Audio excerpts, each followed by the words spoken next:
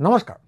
আপনারা সবাই জানেন যে আমাদের মাননীয় উনিজি একজন মহাপুরুষ, ছোট থেকেই নানা অলৌকিক কাণ্ডকারখানা করে আসছেন এবং নানা গল্প উপকথার মাধ্যমে তার মধ্যে কিছু কিছু নিজে বলেছেন, কিছু কিছু অন্য গল্পে তার সেই অলৌকিক প্রতিভা প্রকাশিত হয়েছে। কি সেটা না, উনি ছোটবেলায় খালি হাতে কুমির মেরেছিলেন, ঝোলা নিয়ে সন্ন্যাসী হয়ে গিয়েছিলেন, স্টেশনে স্টেশনে চা বিক্রি করতেন, আবার ছোটবেলাতেই কলকাতায় এসে মেট্রো রেল দেখতেন। তো এত যে গল্প তার নামে চালু হয়ে আছে, তার মধ্যে একটা বোধহয় বাদ হয়ে গেছে। সেটা হচ্ছে ছোট থেকেই উনি খুব ভালো ডিগবাজি দিতে পারতেন এবং সেই অভ্যেসটা বোধহয় এখনও আছে। তো এটা কেন বলছি না, একদম সাম্প্রতিক যে ঘটনাটা ঘটেছে সেটাও আপনারা সকলেই জানেন যে আমেরিকা, বিরাট শক্তিধর দেশ আমেরিকা, আমাদের প্রিয় উনিজিকে ত্যায্যপুত্র করেছে, প্রচুর শুল্ক বসিয়ে দিয়েছে ভারতীয় পণ্যের উপর। তো সেই জন্য উনি যে কী করেছেন, প্রতিশোধ নিতে তিনি চীনের রাষ্ট্রপ্রধানের সঙ্গে দেখা করতে গেছেন, হাতে হাত মিলিয়ে ছবি তুলেছেন খুব হেসে হেসে। তো সেই সব কাণ্ড দেখে বিজেপির লোকজন, হিন্দু বীর যারা, সবাই খুব চিৎকার করে বলছেন যে এই তো কেমন দিলেন, রাশিয়া আর চীনই হলো ভারতের চিরকালীন বন্ধুত্ব। তো নেহেরুকে যে গালাগাল দিচ্ছিলেন সেটা তারা ভুলে গেছেন, পুরোটা বলেন উনি, কিন্তু সেটা আজকের বিষয় না। তো তারা আবার হেসে হেসে বলছেন চীন আর রাশিয়া হলো ভারতের আসল বন্ধু। তা এখানে ডিগবাজির প্রসঙ্গটা আসছে কেন না, বেশি না, 5 বছর মাত্র পিছিয়ে যান 2020 সাল, ট্রাম্প ভোটে লড়ছেন দ্বিতীয়বার নির্বাচন জেতার জন্য। তো এই সময়ে আমাদের প্রিয় উনিজি গেলেন আমেরিকায়। সে বিরাট হইচই হিউস্টনে, আমেরিকার একটা বড় শহর হিউস্টনে তিনি বিরাট বড় সভা করলেন। সে সবার নাম দিলেন খুব আমেরিকান কায়দায়, তার নাম হচ্ছে howdy Modi. How are you doing একটা আমেরিকান শব্দ, মানে কেমন আছো, সেটাকে আবার টেক্সাসের লোকেরা বা আমেরিকার অনেক জায়গার লোকেরা হাউডি বলে, মানে চলিত ভাষায়। তো মোদিজি তো সাক্ষাৎ আমেরিকান, কাজে জিনিসটার নাম দিলেন হাউডি মোদি। তো সেরকম একটা অনুষ্ঠানে ট্রাম্পও এসেছিলেন, তিনি নির্বাচনী প্রচার করবেন বলে এসেছিলেন বলে মনে হয় না। কিন্তু যদি রোদ ওঠে তাহলে বালি তো বেশি গরম হয়, যদি বাবু এসে পৌঁছন তাহলে মোসাহেবরা বেশি চিৎকার করতে শুরু করে। তো সেখানে আমাদের প্রিয় উনিজি কি করলেন, একদম সরাসরি ঘোষণা করে দিলেন যে আব কি বার ট্রাম্প সরকার, সামনের বার ট্রাম্পেরই সরকার হচ্ছে। Friends, we in India have connected well with President Trump. The words of candidate Trump, अब की बार ट्रम्प सरकार। ওকে অবশ্য কেউ ভোট দিতে ডাকেনি, কিন্তু ওনার প্রচারে ভোটের ফলাফলে যে কিছু বদল হয়েছে তাও না। কিন্তু কথা হচ্ছে যে উনি তো সবই পারেন। যে এই ধরুন আমাদের মোগল সরাইয়ের নামের মোগল অংশটা ওনার পছন্দ হয়নি, তাই উনি ওটা বদলে দীনদয়াল করে দিয়েছেন। তো মোগলাই পরোটার নামও যে কোনো দিন দীনদয়াল করে দিতে পারেন, দীনদয়াল ত্রিকোণ। ধরুন মস্কোর নামটা ওর পছন্দ হলো না, শুধু তো একটা মস্ক অর্থাৎ মসজিদ আছে, তো উনি ওটা বদলে হয়তো শ্যামাপ্রসাদ করে দিলেন। তো অন্য কেউ মানুক না মানুক, তোর ভক্তরা এই অলৌকিক ক্ষমতায় ভীষণ বিশ্বাস করে। তো সেই জন্যেই ওনাকে বলা হয় যে মোদি হ্যায় তো মুমকিন হ্যায়, মানে মোদি হলে সব কিছুই সম্ভব। তো এইটা গেল গল্পের একটা অংশ। তো দ্বিতীয় অংশটা হচ্ছে যে মোদিজি কিছু কাণ্ড কারখানা করেন, তো তিনি নিজে কিছু ঘটান, কিন্তু সেই ঘটনা ঘটালে সুগ্রীবরা লাফালাফি করতে শুরু করে। ওই যে বললাম যে মোসাহেবরা বেশি চিৎকার করে, তো মোসাহেবরা বেশি চিৎকার করে, গরম বালির তাপ সূর্যের থেকে বেশি, এবং বড় বড় চাড্ডির বড় বড় ব্যাজ বুকে লাগানো, যত বড় হনুমান তত বড় ল্যাজ। তো আমাদের যে প্রিয় মেজর ময়ূখ রঞ্জন আছে, তিনি তো এক কাঠি বেড়ে ট্রাম্প ক্ষমতা গেলে কি কি সুবিধে হবে সে চিৎকার চেঁচামেচি হইচই করে বলে ফেললেন। ভারতীয়দের ভিসায় বাড়তি সুবিধা, যেটা সবচেয়ে গুরুত্বপূর্ণ। আপনার ছেলেটি এই মুহূর্তে আমেরিকায় যাওয়ার যে স্বপ্ন দেখছে একটি প্রযুক্তি সংস্থায় কাজ নিয়ে, তার ভিসা পেতে অনেক সুবিধা হবে, আপনাদের মা বাবারও ভিসা পেতে অনেক সুবিধা হবে। হিন্দুদের ঢাল হয়ে রক্ষাকর্তা হিসেবে ট্রাম্প নিজেকে ব্র্যান্ডিং করছেন। বাংলাদেশের হিন্দু, গোটা বিশ্বের হিন্দুদের জন্য দাপাদাপি কমবে মৌলবাদীদের। ভারতীয় উপমহাদেশে এই মৌলবাদের দাপাদাপি ভয়ঙ্কর, টুকরে গ্যাং আমাদের দেশের খাবে, আমাদের দেশের পাসপোর্ট ব্যবহার করবে, দেশকেই ফুটো করার চেষ্টা করবে খেয়ে খেয়ে, খুন পোকার মতন। অনেক প্রভাব কমবে। তো এদের কাণ্ড যদি বলতে হয় হাজার হাজার ক্লিপ দেখাতে হবে, সেই দিকে আমি যাব না। তো উনিজির কাণ্ড কারখানা নিয়ে আমাদের একটা আস্ত বই আছে, তো সেটা আপনারা দেখতে পারেন, তার নাম হলো উনিজি কথামৃত। তো এখন আমাদের ওয়েবসাইটে যেতে পারেন, অথবা শারদ বই পার্বণ চলছে নন্দন একাডেমি চত্বরে, আমাদের বইপত্র থাকবে 55 নম্বর স্টলে, উবুদশের স্টলে, নিজেদের স্টলে নয়, উবুদশের স্টলে থাকবে।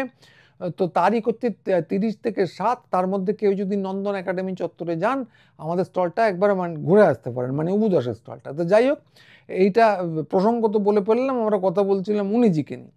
তো উনিজি আমেরিকাকে নিয়ে খুব হইচই করলেন এবং আমাদের মেজর ময়ূক রঞ্জনরা ঢাকের মায়া হয়ে একই সঙ্গে বাজতে শুরু করলেন। এটা হলো 2020-তে, তখন আব কি বার ট্রাম্প সরকার, উনি বাবা উনি সরকার তৈরি করে দিচ্ছেন।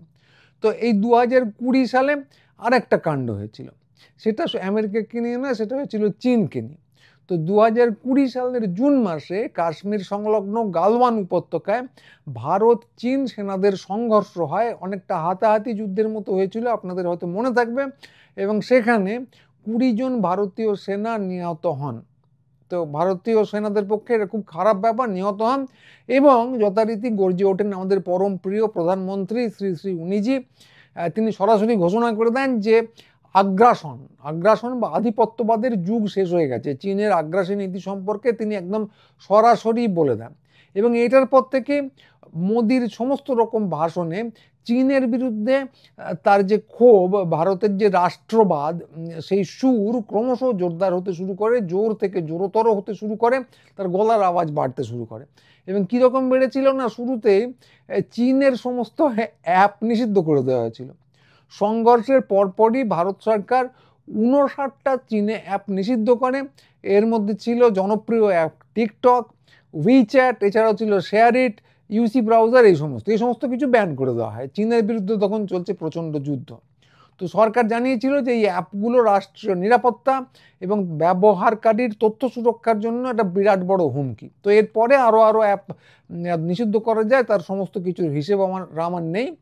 তো এইটুকু করেই কিন্তু ক্ষান্ত হননি আমাদের পরম প্রিয় উনিজি। তিনি তো আবার খুব সামনে থেকে লড়াইয়ে বিশ্বাসী। চীনের একটা অ্যাপ আছে যেটা সোশ্যাল মিডিয়া, তার নাম হচ্ছে উইবো। সেখান থেকে প্রধানমন্ত্রী শ্রী শ্রী মোদী নিজের অ্যাকাউন্ট বন্ধ করে দেন। কেন ছিল জানি না, চীনের সোশ্যাল মিডিয়ায় যা আমরা দেখি না, সেখানে উনি কেন অ্যাকাউন্ট খুলে রেখেছিলেন, বোধহয় সব জায়গায় নিজের নানা রকম পোশাক পরা ছবি দেখাবেন বলে চীনের সোশ্যাল মিডিয়াতে খুলে রেখেছিলেন। কিন্তু উনি ঘোষণা করেন ঢাকঢোল পিটিয়ে যে নিজের উইবো অ্যাকাউন্টটা বন্ধ করে দেওয়া হয়েছে। তো সেখানে সমস্ত ছবি ডিলিট করে দেন এবং শি জিনপিংয়ের সঙ্গে একটা কিছু তোলা ছবি ছিল, সেগুলো পর্যন্ত মুছে দেওয়া হয়। তো তারপর যেটা হয় সেটা হচ্ছে জনগণকে চীনে পণ্য বর্জন করার ডাক দেওয়া হয় এবং সেই নিয়ে একটা আন্দোলন শুরু হয়ে যায়। সেটাও নিশ্চয়ই আপনাদের মনে আছে, গোটা ভারত জুড়ে। তো ওনারা তো কোনো কিছুই চুপচাপ করেন না, সব কিছুই ঢাকঢোল পিটিয়ে কোভিড তাড়িয়েছিলেন হচ্ছে থালা বাটি কাঁসর বাজিয়ে। তো এটাও খুব হই হই করে শুরু হয়ে যায়। এমনকি চায়নার অ্যাপ, চীনের অ্যাপকে রিমুভ করার জন্য একটা অ্যাপ তৈরি হয়ে যায়, তার নাম ছিল রিমুভ চায়না অ্যাপ। তো এইটা নাকি অ্যান্ড্রয়েড ফোনে বা অন্য ফোনে ইনস্টল করলে চীনে কোন অ্যাপ তৈরি হয়েছে সেগুলো তারা চিহ্নিত করে ডিলিট করে দেবে। তো জনৈক শিক্ষাবিদ সোনাম ওয়াংচুকের ডাকও গুরুত্বপূর্ণ ভূমিকা রাখে। তো তিনি বলেছিলেন খুব সরাসরি, যে বলেছিলেন এই 1 সপ্তাহের মধ্যে সফটওয়্যার বর্জন করুন আর গোটা 1 বছরের মধ্যে হার্ডওয়্যার। তো এইটা সবথেকে ভালো ব্যাপার যে চীনে পণ্য যে ব্যবহার করা যাবে না, এই ডাকটা দেওয়া হয়ে গিয়েছিল। এমনকি সরকারের পক্ষ থেকে একটা কাকুতি মিনতি আসে যে অন্তত গণেশ প্রতিমাটা, সত্যি এটাই বলা হয়েছিল, অন্তত আপনারা গণেশ প্রতিমাটা চীন থেকে কিনবেন না। তো একই সঙ্গে আমাদের পরম প্রিয় প্রধানমন্ত্রী বিরাট আওয়াজ তুলতে শুরু করেন আত্মনির্ভর ভারতের জন্য। স্থানীয় শিল্প কিনুন, চীনের প্রোডাক্ট কিনবেন না, স্থানীয় শিল্পকে উৎসাহ দেওয়ার প্রকল্প তিনি শুরু করেন। পাশাপাশি চীনের উপর নির্ভরতা কমাতে আসিয়ান দেশ অর্থাৎ জাপান, ভিয়েতনাম, এদের সঙ্গে সম্পর্ক জোরদার করার দিকে নজর দেওয়া হয়, অন্তত ঘোষণা করা হয়েছিল। কি ঘন্টা হয়েছিল সে আপনারাও জানেন, আমরাও জানি। তো ঘন্টা হয়েছিল কেন বলছি, কারণ বাস্তবতাটা হচ্ছে 2024 সালে এত কিছু হইচইয়ের পর 2024 সালে দেখা যায় যে চীনের সঙ্গে ভারতের বাণিজ্য একটুও কমেনি, সরকারি বেসরকারি সব মিলে সাউথ এশিয়া টাইমস যে হিসেবটা দিয়েছিল সেই অনুযায়ী এই দ্বিপাক্ষিক বাণিজ্য হচ্ছে 100 বিলিয়ন মার্কিন ডলার। 100 বিলিয়ন মার্কিন ডলার মানে কত? মানে হচ্ছে 8 লক্ষ কোটি টাকা ভারতীয় মুদ্রায় মোটামুটি, যেটা ভারতবর্ষের, এটা লক্ষ কোটি শুনলে আমরা ঠিক বুঝতে পারি না, তো যেটা ভারতের সামগ্রিক প্রতিরক্ষা বাজেট তার থেকেও অনেকখানি বেশি। তো এইটা ছিল চীন ভারত বাণিজ্যের পরিমাণ 2024 সালে, এবং এর মধ্যে চীনের সঙ্গে বাণিজ্য ঘাটতি ছিল 99%, অর্থাৎ 99 বিলিয়ন ডলার। 100 বিলিয়নের মধ্যে বাণিজ্য ঘাটতি হচ্ছে 99 বিলিয়ন ডলার। বাণিজ্য ঘাটতির মানে কি? মানে হচ্ছে ভারতবর্ষ চীন থেকে যা নেয় তার পরিমাণ হচ্ছে 99 বিলিয়ন ডলার, অর্থাৎ 8 লক্ষ কোটির মধ্যে 99% হলে কত হবে? ধরুন 7,90,000 বা এরকম কিছু একটা। তো এইটা হচ্ছে চীন থেকে ভারত যা নেয়, আর বাকি সামান্য যেটুকু পড়ে থাকে 1% সেটা চীন ভারত থেকে কিনে। তো এত হইচই ঢাক ঢোল কাঁসা সমস্ত কিছু পিটিয়ে, কাঁসর ঘণ্টা সমস্ত কিছু পেটানোর পরেও ভারত চীনের উপর বাণিজ্যের ক্ষেত্রে সম্পূর্ণ রকম একপাক্ষিক বাণিজ্য চলছিল, নির্ভরশীলই বলা যায়। তো সেটা সারা পৃথিবীরই চিত্র, আমেরিকারও তাই চিত্র, অনেকটা ভারতবর্ষেরও তাই চিত্র। কথাটা হচ্ছে যে ঢাকঢোল পিটিয়ে লাভ কিছু হয়নি, বয়কট ফয়কট কিছু হয়নি, ওনার অনেক ভাষণের মতো এটা একটা জুমলা ছিল, অনেক ভাষণ অনেক দাবির মতো। তো এইটা গেল 2020 থেকে 2024-এর গল্প। 2025 সালে কি হয়েছিল আপনারা সবাই জানেন।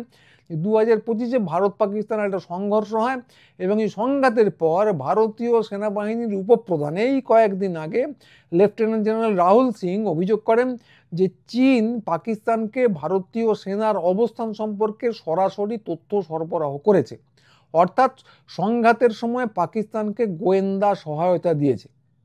এইটা ছিল অভিযোগ। পাকিস্তান অবশ্যই অভিযোগ অস্বীকার করেছিল, দায়িত্বজ্ঞানহীন, সম্পূর্ণ ভ্রান্ত এইসব বলেছিল, কিন্তু অভিযোগটা ভারতবর্ষের তরফ থেকে ছিল, এরকম একটা বিরাট অভিযোগ। তো এইটা হলো 2020 থেকে 2025 পর্যন্ত আমেরিকা এবং চীনের সঙ্গে আমাদের পরম প্রিয় প্রধানমন্ত্রীর সম্পর্কের ইতিহাস। তারপর কি হলো? হঠাৎ করে মোদিকে ট্রাম্প ত্যায্য করলেন, প্রচুর শুল্ক চাপিয়ে দিলেন। কেন না? রাশিয়া থেকে প্রচুর পরিমাণে তেল সস্তায় নাকি কেনা হয়েছিল, তাতে আপনার আমার কোনো উপকার হয়েছে? হয়নি। ওটা ওনার আরেক প্রভু, যাদেরকে আমরা বলি, তাদের কাজে লেগেছিল। ভারতবর্ষের মানুষ 1 পয়সা তেলও সস্তায় পাননি। তো সেটা অন্য প্রসঙ্গ, সেখানে আমরা অন্য একদিন এটা আলোচনা করতে পারি। এইটার প্রতিশোধে ট্রাম্প চাপালেন শুল্ক, ব্যাস তারপরেই হয়ে গেল শুরু, যেটা যে প্রতিভাটা উনি কখনো ওনার প্রকাশিত হয়নি, তারপরেই শুরু হয়ে গেল ওনার ডিগবাজি। তো চীন হয়ে গেল বন্ধু। তো চীনের কাছে কি হয়েছে? ডিগবাজি তো খেয়েছেন। চীনের কাছে কি হয়েছে? উনি চীনের কাছে ওই 2020 থেকে এই বছরের কিছুদিন আগে পর্যন্ত ক্রমাগত ফটাফট করে 2 গেল থাপ্পড় খেয়েছেন। তো থাপ্পড় খেয়ে চীনে পণ্য, মানে প্রচুর ভারতীয় সৈন্য মারা যাওয়ার পর চীনে পণ্য বর্জনের ডাক দিয়েছিলেন, অ্যাপ বর্জনের ডাক দিয়েছিলেন, কিচ্ছু হয়নি। এটা একটা চর। এইখানে অভিযোগ করেছেন যে পাকিস্তানের কাছে চীন তথ্য সরবরাহ করছিল, সেটা একটা চর। এবং সব কটা চর গিলে নিয়ে উনি এখন চীনের রাষ্ট্রপ্রধানকে জিভ বার করে আলিঙ্গন করতে গেছেন। তো এইটা গেল একদিকের চর। উল্টো থেকে আমেরিকার কাছ থেকে উনি প্রচুর চর খেয়েছেন। তো সেই 2020 সালে কেউ ওনাকে করতে বলেন, উনি নিজে গিয়ে দেশ বিদেশে ঘুরে রাষ্ট্রপ্রধান দেখলেই জড়িয়ে এরা আমার কত বন্ধু চারদিকে দেখানো হচ্ছে ওনার অভ্যেস। তো প্রচুর বন্ধু উনি দেখালেন, তারপর খেয়ে গেলেন চর। প্রচুর শুল্ক চেপে গেল ভারতবর্ষের উপর। তো এমন চরই খেলেন যে ভারতবর্ষের প্রায় ঘুরে পড়ে যাওয়ার অবস্থা। তো সেই জন্য চীনের হাত ধরতে হচ্ছে আবার। তো এত চর থাপ্পড় খাওয়ার পরেও দাঁত বার করে উনি এখন চীনে গিয়ে চীনে বাজনদারদের বাজানো জল তরঙ্গ শুনছেন। তো কতটা নির্লজ্জ হলে, কতটা মানে নির্লজ্জতার পরিমাণ কোন জায়গায় গিয়ে পৌঁছলে এই জিনিস করা যায় বলা কঠিন। তবে এই কথাটা বলা যাবে না যে উনি রেকর্ড স্থাপন করেছেন, কারণ গদি মিডিয়া ওর থেকেও বেশি নির্লজ্জ। আপনারা জানেন ভারত পাকিস্তান যুদ্ধের সময়, তারপর এদের এক্সিট পোলের সময় এরা টানা ভুল মিথ্যে প্রচার করে গেছে, এবং আজ পর্যন্ত তার জন্য এরা লজ্জিত নয়। আমাদের মেজর এবং কর্নেলরা দেখবেন আজকেও গম্ভীর মুখে, আজকেও কোনো রকম ভুল স্বীকার ছাড়া আজকেও গম্ভীর মুখে প্রাইম টাইমে এসে উপস্থিত হয়, নানা রকম বানিয়ে দিচ্ছেন। তো ওনারা বানিয়ে দিন, ওনারা ওনাদের কাজ করবেন। গণতান্ত্রিক দেশে জোকারদেরও জোকার হওয়ার স্বাধীনতা আছে, যারা ডিগবাজি দেয় তাদেরও ডিগবাজি দেওয়ার স্বাধীনতা আছে, যারা দুই গালে থাপ্পড় খায় ক্রমাগত তাদেরও দাঁত বার করে আমি কি সুন্দর থাপ্পড় খেলাম বলার অধিকার আছে। এতে কোনো সমস্যা নেই। ওনারা ওনাদের কাজ করবেন এবং আমরা আমাদের কাজ করব। ফলে আমাদের ভিডিও দেখুন, আমাদের চ্যানেল সাবস্ক্রাইব করুন, সাইটে আসুন এবং মাঝখানে যে কথাটা বললাম সেটা আরেকবার বলে দিই।